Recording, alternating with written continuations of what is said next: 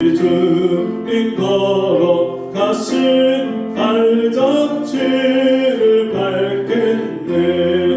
한 걸음 한 걸음 주 예수와 함께 날마다 날마다 우리는 걷겠네.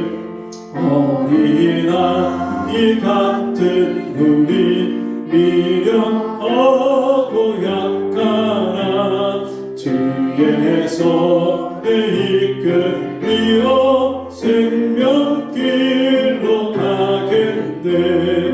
한 걸음 한 걸음 주 예수와 함께 날마다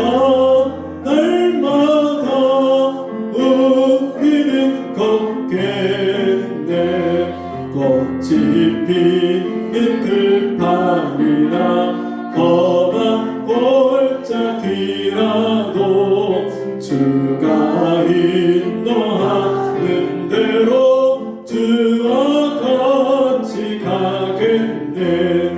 한 걸음 한 걸음 주 예수와 함께 날마다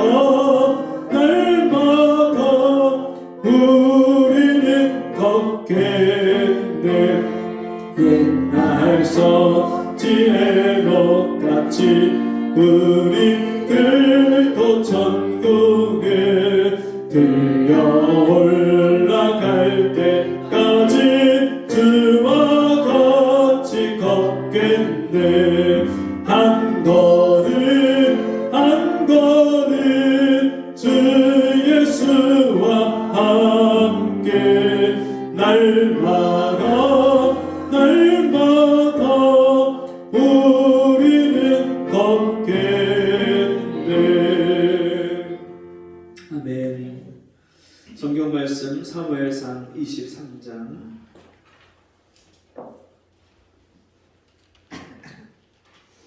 사무엘상 23장 10절에서 14절 말씀입니다.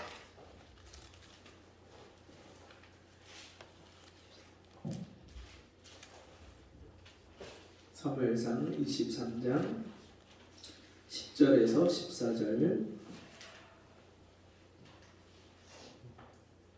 한 절씩 교독하겠습니다.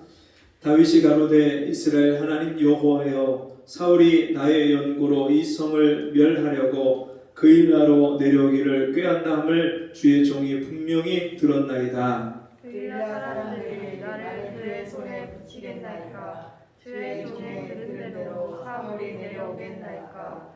이스라엘의 하나님 여호와여, 원컨대 주의 종에게 일러 주옵소서. 여호와께서 가라사대 그가 내려오리라. 다윗이 가로되 그 일라 사람들이 나와 내 사람들을 사울의 손에 붙이겠나이까. 여호와께서 가라사대 그들이 너를 붙이리라. 다윗과 그의 사람 600명 가량이 일어나 그 일라를 떠나서 갈 수 있는 곳으로 갔더니 다윗이 그 일라에서 피한 것을 톡이 사울에게 구하매 사울이 가기를 붙이리라. 다 같이 다윗이 황무지 요새에도 있었고 또 황무지 산골에도 유하였으므로 사울이 매일 찾되 하나님이 그를 그의 손에 붙이지 아니하시리라. 아멘.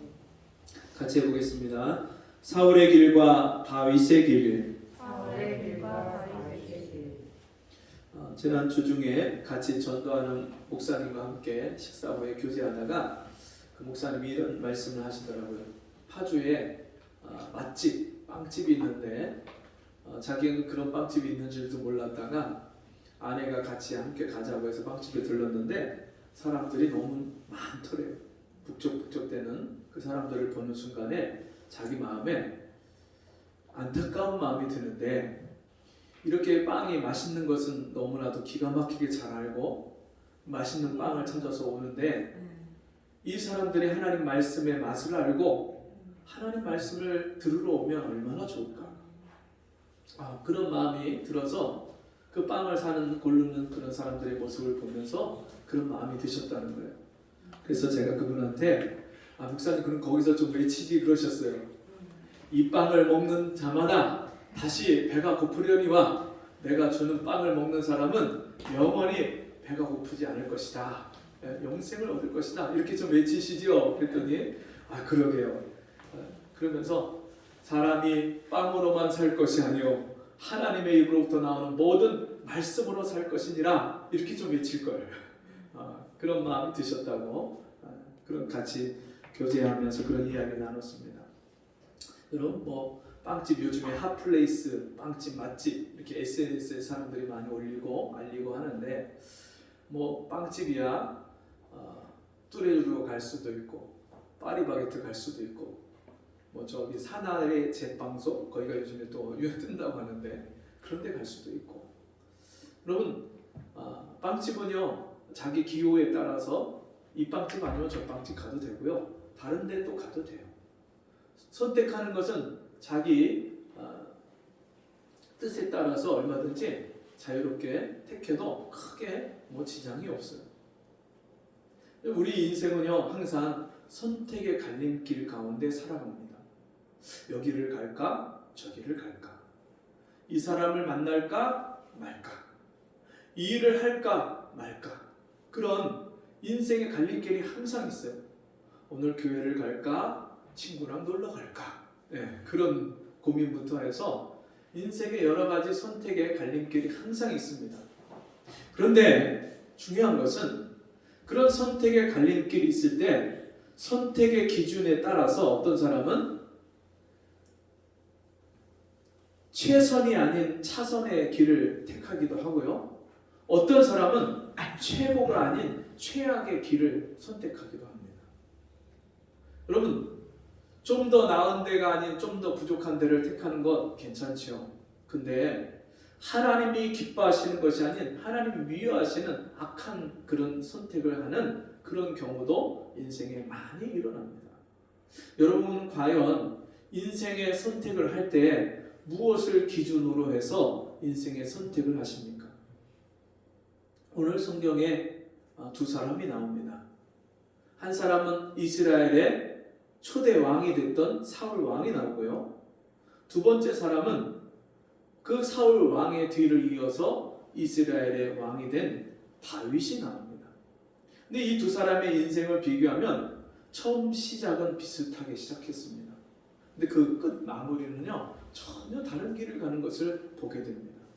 어떻게 이 두 사람이 시작은 비슷하게 시작했지만 사무엘 선지자를 통해서 하나님이 기름을 부어서 왕을 세운 것까지는 똑같이 시작을 했는데 그 이후에 인생의 결말을 보면 전혀 다른 길을 간 것을 보게 됩니다. 무엇 때문에 어떻게 이 두 사람이 전혀 다른 인생의 길을 가게 됐을까요? 그럼 다윗은 이 사울 왕과 전혀 다릅니다. 무엇이 다르냐면 외모나 그 갖춰진 것이 이 사울 왕에 비해서 다 부족해요. 사울 왕은 보통 일반 백성보다 어깨 위나 키가 더 클 정도로 그렇게 키가 크고 이 체구가 신장이 장대해서 이 사람은 누가 봐도 장군감이다. 와, 이 사람은 임금이다. 정말 이 나라 백성들을 다 통솔해서 이끌고 갈 만한 그런 리더십이 있고 그런 아주 용맹함이 있는 무용이 있는 그런 사람이다. 그렇게 인정할 만큼 그런 아주 훌륭한 그런 체격을 갖춘 그런 사람입니다. 그리고 이 사람은요 기스의 베냐민 지파 기스의 아들로서 이 사람은 자기가 겸손하게 자기를 낮출 줄 아는 사람이었어요. 나 같은 것이 어떻게 왕이 됩니까? 내가 무엇이가 내 왕이 됩니까? 그리고 자기 부모가 잃어버린 나귀를 찾아서 온 산과들을 헤매면서 그 부모님이 근심하는 그 근심을 덜어드리려고 애를 쓴 그런 효자였어요. 그런데 그가 사무엘 선지자를 통해서 왕이 된 이후에 그의 삶을 보면요 얼마나 교만해지는지 모릅니다. 하나님이 이 사울 왕에게 백성들을 이끌 수 있는 지도력과 또 블레셋과 다른 이방 족속들과 싸워서 이길 수 있는 그런 용맹함을 주셔서 전쟁에서 승승장구하면서 이 나라가 세워져 가는데 그럴수록 사울은 교만해져 가는 거예요. 그러면서 그가 선택의 갈림길에 있을 때 잘못된 판단을 하기 시작합니다. 그가 전쟁에 나가서 하나님 앞에 묻고 제사를 지내야 되는데 사무엘 선지자, 그 당시에 제사장으로 있었던 사무엘 선지자가 오지를 않는 거예요. 적군은 코앞까지 쳐들어와서 하나님 앞에 은혜를 구하고 제사를 지내고 전쟁에 나가야 되는데 그럴 겨를이 없는 거예요. 그러니까 사무엘 선지자가 오기 전에 자기가 왕이, 제사장이 제사를 지내야 되는데 왕이 제사를 지내버리는 거예요. 제사가 끝마치자마자 사무엘 선지자가 와서 책망을 합니다. 왕이 어떻게 왕의 직분을 망각하고 이렇게 하나님 앞에 잘못된 일을 행합니까? 근데 그 이후에 이 사울 왕이 판단하고 행하는, 선택하는 일들이 계속해서 잘못되고 빗나갑니다. 사무엘 선지자를 통해서 하나님 명령하십니다. 가서 아말렉을 진멸하라. 애굽에서 이스라엘 백성들이 나올 때 그 아말렉 족속이 이스라엘 백성들의 뒤처져 있는 여자와 아이를, 노인들을 가서 공격하고 그렇게 악을 행했는데 그 악을 내가 기억한다. 가서 아말렉 족속을 한 사람도 남기지 말고 양과 소도 남기지 말고 다 아말렉에게 속한 것은 다 진멸해라 명령을 내렸는데 그 말씀을 듣고 전쟁에 나가서 승리합니다. 근데 그 아말렉의 왕인 아각 왕을 죽이지 않고 사로잡고 그리고 그 아말렉 족속이 갖고 있는 양과 소 중에서 아주 실한 양, 좋은 것들을 양과 소를 남겨서 가지고 전리품을 가지고 돌아옵니다. 전쟁에서 승리했어요. 그 적국의 왕을 사로잡았습니다. 그리고 전리품을 잔뜩 가지고 돌아오는 그 사울 왕을 보고 백성들이 얼마나 칭송하고 높입니까? 근데 사무엘 선지자가 와서 그를 책망합니다. 왕이 왜 하나님의 명령을 어겼습니까? 아닙니다. 나는 말씀하신 대로 가서 순종해서 그 아말렉 족속을 다 진멸하고 이렇게 돌아왔습니다. 그런데 내 귀에 들리는 이 소와 양의 울음소리는 무엇입니까? 그거는요, 백성들이 하나님께 제사하려고 좋은 것을 남겼습니다. 하나님이 하나님 말씀 순종하는 것보다 양과 소로 기름진 것으로 제사하는 것을 더 기뻐하시겠습니까?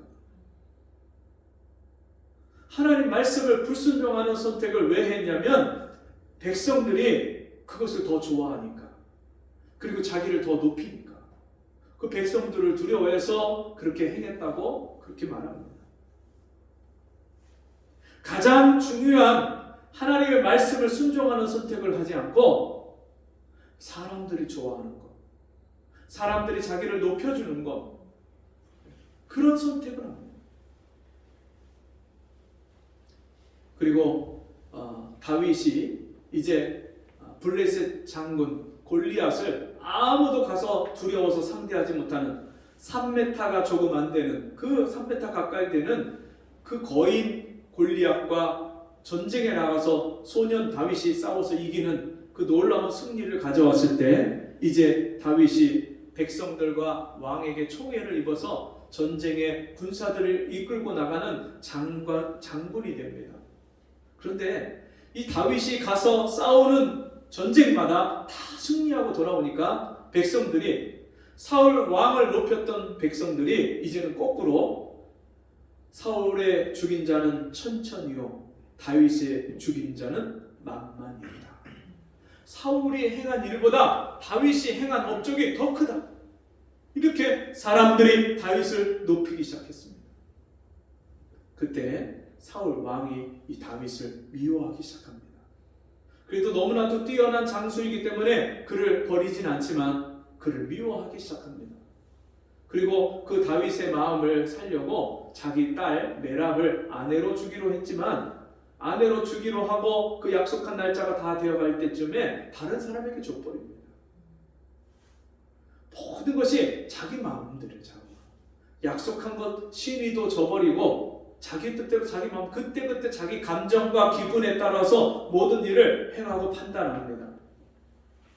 블레셋과 큰 전쟁이 있었는데 그 전쟁에 나가서 이 사울 왕이 하나님 앞에 물어보지도 않고 백성들, 자기 군사들 지금 치열하게 전쟁을 치르고 있는데 갑자기 다 금식해라고 합니다. 지금 전쟁 중에 있어요. 잘 먹고 나가서 싸워도 부족한데 갑자기 야 금식해 하고 모든 백성들에게 금식을 선포해요.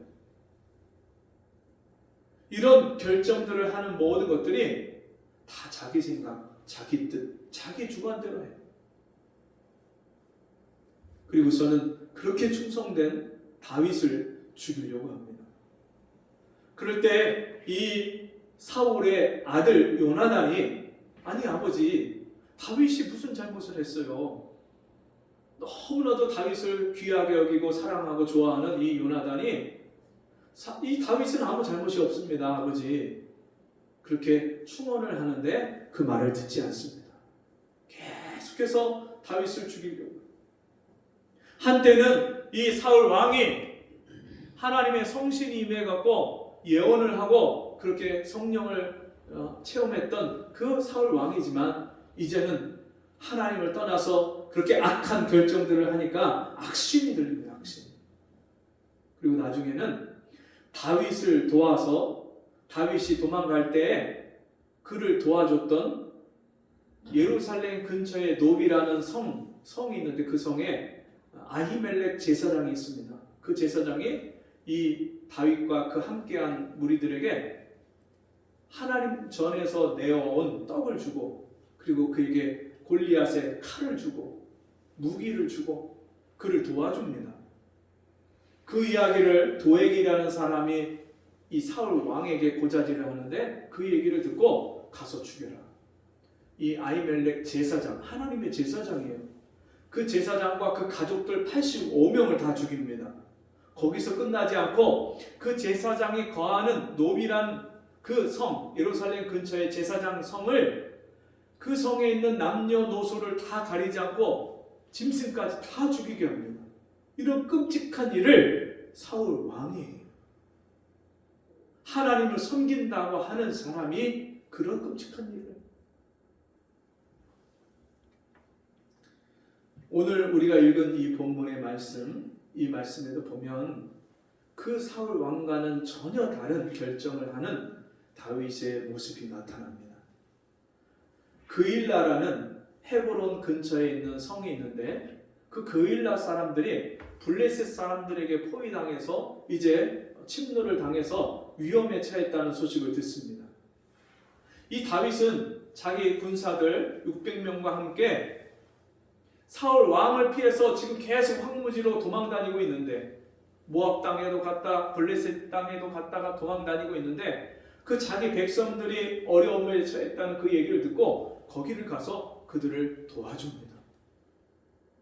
그리고 블레셋을 다 물리치고 그리고 그일라 성 사람들과 함께 성에 들어갔는데 그 소식을 사울 왕이 듣습니다. 사울 왕이 직접 자기 군사들을 다 거느리고 거기를 쫓아옵니다. 그 소식을 들은 다윗이 하나님께 묻습니다. 그일라 성을 구원하러 갈 때도 하나님께 먼저 물어봤는데 하나님 제가 이 그일라 성을 가서 블레셋 족속을 치고 그일라 성을 도와줄까요? 하나님께 물을 때 하나님이 가라. 내가 블레셋 족속을 네 손에 붙였느니라. 가라. 그 하나님의 응답을 받고 가서 도와줬는데 이제 사울 왕이 군사들을 이끌고 자기를 잡으러 왔다는 그 소식을 들었을 때 다시 하나님께 묻습니다. 하나님 얼마나 지금 황무지로 여러 가지 지금 도망자 도피 생활을 백성들 600명을 거느리고 그 군사들만 600명이고요. 그 아이들과 아녀자들과 노인들까지 합치면 수천의 그런 백성들을 거느리고 도망다니는 이 일이 보통 어려운 일이 아니에요. 너무나도 피곤하고 힘든 일이에요. 산으로 갔다 들러 갔다 여기저기 피하고 도망다니던 이 도망자 생활을 이 성 안에 들어와서 이제 좀 쉬려고 하는데 이 안에 성에 있으면 그래도 방어하는 게 좀 낫잖아요. 도망다니는 것보다는. 이 성에서 좀 안주하고 싶은 마음이 들었을 때 그때 다시 하나님께 묻습니다. 하나님 제가 이 성에서 머물고 그냥 있으면 이 그일라 사람들, 성 사람들이 나를 혹시 배신하지 않을까요? 사울 왕에게 나를 넘겨주지 않을까요? 하나님께 묻습니다. 그때 하나님이 그일라 사람들이 배신해서 너를 사울 왕에게 붙일 것이다. 하나님이 다 알려주셔요. 그 말을 듣고요, 그 하나님 말씀 응답을 받고요, 이 다윗이 그일라 성에서 다시 빠져나옵니다. 이 과정을 쭉 살펴보면 결국에 맨 마지막의 결론을 하나님이 이렇게 말씀합니다. 14절에 다윗이 황무지 요새에도 있었고 또 황무지 산골에도 유하였으므로 사울이 매일 찾되 하나님이 그를 그의 손에 붙이지 아니하시니라. 다윗의 인생길을 누가 인도하시고 도와주시고 함께해 주시냐면 하나님이 도와주시고 함께해 주십니다. 어떤 사람에게 하나님이 도움을 주시고 함께해 주십니까? 날마다 하나님께 묻고 하나님의 은혜를 구하고 하나님의 지혜를 구하고 하나님의 능력을 구하는 사람. 다윗은 어렸을 때 목동으로 들에서 양을 칠 때부터 날마다 하나님의 은혜와 도우심을 구했던 사람이에요. 들판에서 양을 지키다가 곰이나 사자가 그 양을 해치려고 하면 그가 하나님께 구하고 지혜를 구하고 하나님께 능력을 구해서 하나님이 주신 지혜와 용기를 가지고 그 곰과 사자를 물리쳤어요.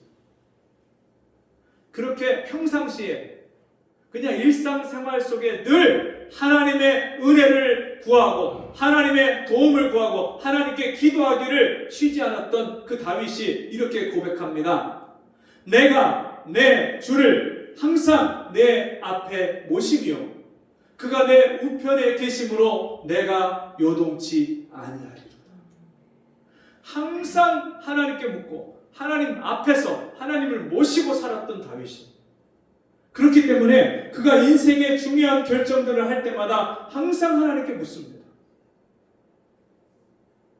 우리 인생의 크고 작은 일들을 만날 때마다 우리가 정말 다윗처럼 하나님 앞에 묻고 하나님의 도우심을 구하고 하나님의 은혜와 능력과 지혜를 구하면서 결정을 한다면 우리는 사울의 길을 가지 아니하고 다윗의 길을 가게 될 것입니다. 여러분, 인간적인 판단과 결정을 하는 것은 참 쉽습니다. 사람들이 좋아하고요, 사람들이 칭찬해주고 사람들이 높여주는 것, 그런 결정을 하기는 오히려 쉽습니다. 근데 사람이 나를 어떻게 봐주고 사람이 어떻게 나를 평가해주고 그것을 뒤로 하고 하나님이 나를 어떻게 보실 것인가? 하나님이 나를 기뻐하시는가? 하나님이 내가 이런 판단과 결정을 할 때 과연 이게 하나님의 뜻인가? 그렇게 묻고 기도하고 하나님의 뜻을 구하는 것은 때로는 내 뜻을 버려야 되고 사람의 인기를 포기해야 되고 사람들에게 저 바보 같은 사람, 아니 어떻게 저런 결정을 해? 그런 사람들에게 무시를 당하기도 합니다. 여러분, 골리앗을 상대로 해서 전쟁에서 어려서부터 잔뼈가 굵고 3m 가까이 되는 그 전쟁에서 수많은 경험을 하고 연전연승을 했던 그 골리앗 장군을 상대해서 자기가 양을 치면서 들에서 사용했던 막대기하고 물맷돌, 짐승을 쫓을 때, 짐승을 잡을 때 썼던 그 물맷돌을 가지고 뛰쳐나가는 다윗을 볼 때 그 골리앗 편에 있는 블레셋 사람들이나 아니면 자기 편에 있는 자기 군사들까지 얼마나 조롱하고 비웃었겠어요. 골리앗이 진짜 비웃습니다. 야, 네가 나를 개로 여기고 막대기 가지고 왔냐? 사람들이 볼 때 이해가 가지 않습니다. 아니 어떻게 당신 그런 결정을 합니까? 주일날 중요한 일도 많고 가고 싶은 것도 많고 해야 될 일도 많은데 왜 그렇게 목숨을 걸고 하나님 앞에 나가서 예배하러 갑니까? 사람들이요, 이해가 가지 않습니다. 월요일부터 토요일까지, 때론 월요일부터 금요일까지 열심히 일하고 수고하고 했었으면 주일날 하루 편하게 쉬지, 늦잠 자지, 뭘 그렇게 아침부터 일어나서 준비하고 그렇게 예배드리러 갑니까? 이해를 가지 못합니다. 아니 자기가 열심히 땀 흘려서 애써서 고생해서 돈을 벌었는데 그걸 왜 교회 가서 그렇게 헌금을 하고 11조를 드리고 왜 그렇게 합니까? 세상 사람들의 기준으로는요 이해가 가지 않는 거예요. 근데 우리가 그런 결정들을 할 때마다 사람의 판단을 구하지 않고 누가 나를 어떻게 보든지 간에 하나님이 나를 어떻게 보시는가? 과연 내가 이런 일을 할 때에 하나님이 기뻐하시는가? 여러분, 다윗이 그런 결정을 할 수 있었던 그 이유가 또 한 가지가 있는데, 그것은 이 다윗이 하나님의 말씀을 사랑했습니다. 그가 항상 하나님의 말씀, 오늘 나에게 주시는 성경에 있는 하나님의 말씀을 구하려고 그가 새벽이 동이 트기 전에 일어나서 하나님 앞에 기도하고 말씀을 읽었다고 그렇게 말씀합니다. 시편 1편의 말씀, 다윗이 기록한 그 글에 보면 이런 말씀이 있습니다. 복 있는 사람은 악인의 꾀를 쫓지 아니하며 죄인의 길에 서지 아니하며 오만한 자의 자리에 앉지 아니하고 오직 여호와의 율법을 즐거워하여 그 율법을 주야로 묵상하는 자이다. 하나님 말씀을 즐거워해서요, 그 말씀을 주야로, 낮과 밤에 항상 이 하나님 말씀을 즐거워해서 그 말씀을 밤낮으로 읽고 묵상했다고 말씀합니다. 그러다 보니까 하나님이 이 하늘의 비밀을, 하늘의 양식을 이 말씀을 통해서 주시는데, 내 입술에 정한 양식보다 이 하나님 말씀을 더 귀히 여겼다고 말씀합니다. 뿐만 아니라 주의 말씀이 내 입에 어찌 그리 단지요 꿀보다, 송이 꿀보다 더 달더소이다. 하나님 말씀을 천천 그 문보다 더 귀하게 여겨서 이 말씀을 날마다 생명으로 여기고 이 말씀을 먹고 묵상하고 그 말씀을 믿고 순종했다고 말씀합니다. 이런 삶을 사는 다윗은 항상 인생의 갈림길에 섰을 때 망하는 길로, 세상 쫓아가는 길로 가지 아니하고 하나님의 뜻을 쫓아서 순종하는 길로 갈 수 있었는 줄 믿습니다. 하나님 말씀이 없으면요, 우리가 판단을 내릴 때 그 판단을 내릴 수 있는 기준이 없어요. 말씀이 우리 안에 생명의 성령의 법으로 하나님 말씀이 내 안에 기준이 서야 우리가 자식을 기를 때도 이 자식을 어떻게 길러야 되는지를 하나님 주신 지혜를 가지고 판단할 수 있는 거예요. 지금 자식을 나무라고 야단치고 훈육을 해야 될 텐지, 아니면 그 자식을 위로하고 안아주고 품어주고 기다려줘야 될 텐지, 그것을 구분할 수 있는 기준이 없는 거예요. 우리 마음에서 혈기가 올라오고 짜증이 나고 막 그럴 때, 그것을 쏟아내려고 할 때 내 안에서 하나님의 말씀이 내 마음의 중심을 붙잡아주면 우리의 마음과 생각을 평안하게 해주시고, 마음이 막 격동하고 불안하고 화가 나고 이것들요, 하나님이 다 잠잠케 해주셔요. 다윗이 그 하나님의 말씀으로 다스림을 받고 고침을 받고 변화를 받았기 때문에 인생의 중요한 결정을 할 때마다 항상 하나님의 말씀을 가지고 하나님의 뜻을 순종할 수 있었던 겁니다. 여러분, 하나님이 다윗을 사울의 손에 붙이지 아니하셨다. 여러분, 우리 인생에 만나는 모든 문제들을요, 하나님이 주관하고 다 다스리십니다. 그 하나님께 내 인생의 길을 맡기고 너의 길을 여호와께 맡기라. 그리하면 저가 너희를 지도하시고 인도하신다 말씀했습니다. 여러분, 우리 인생의 길을 누구에게 맡기는 것이 안전하겠습니까? 요즘에 AI 시대에 이제 자율주행차가 나왔답니다. 그래서 운전을 본인이 안 하고 아무도 없는데 그냥 뒤에 타고 있으면 알아서 목적지를 입력을 해놓으면 알아서 목적지까지 차가 스스로 운전을 해서 가는 거예요. 지난번에 어느 목사님이 교회에서 차를 구입해줘서 그 그랜저, 새로 나온 신형 그랜저를 타게 되셨다고 그래서 같이 전도를 가면서 그 차를 타고 가는 거예요. 근데 목사님이 이게 목적지를 입력을 해놓으면 자기가 이 핸들을 돌리지 않아도 알아서 핸들을 돌린다는 거예요. 차가. 신기하대요. 그러면서 지금 나 이거 핸들 안 돌리잖아요. 알아서 돈대요. 그럼 보여주셔요. 야, 신기하네요. 그리고 이 차선을 AI 센서가 다 이거를 조절을 해갖고요. 차선의 양쪽 차선의 정 가운데로 차가 똑바로 가게끔, 코너를 도는데도 똑바로 돌게끔 그렇게 다 제어를 해주는 거예요. 오늘날 시대가 그런 시대.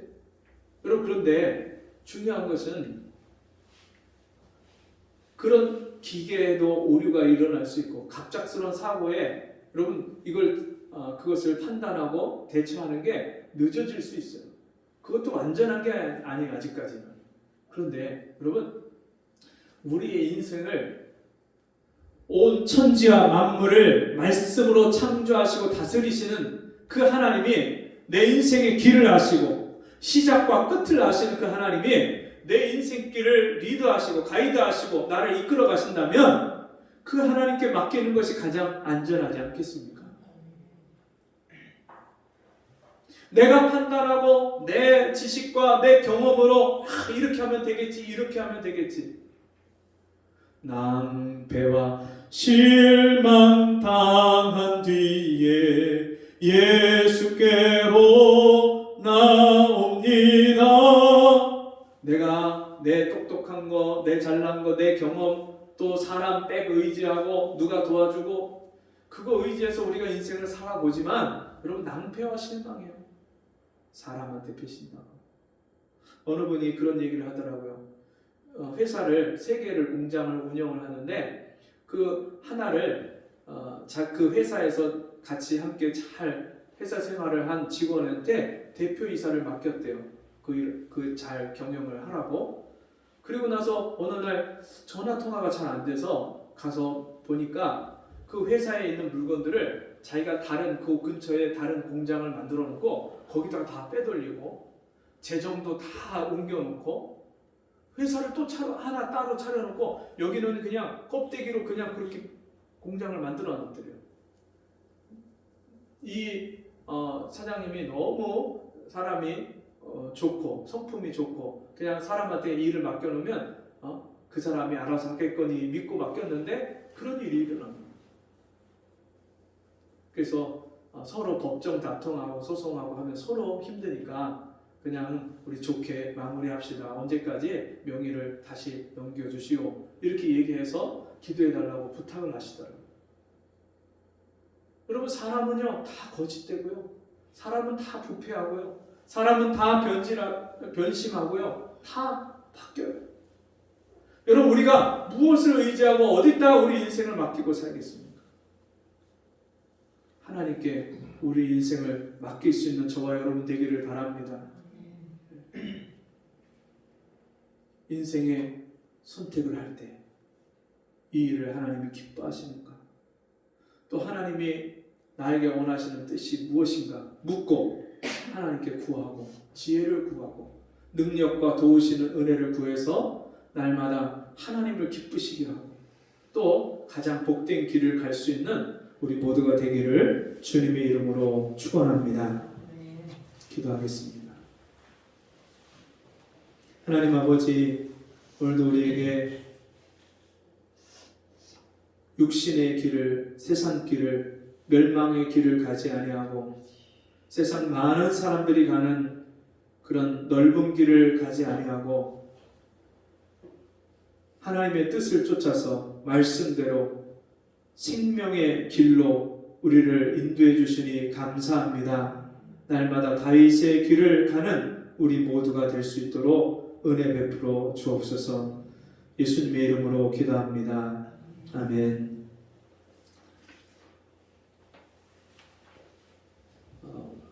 찬송 493장 일어나셔서 찬송하시고 헌금기도와 축도로 마칩니다. 493장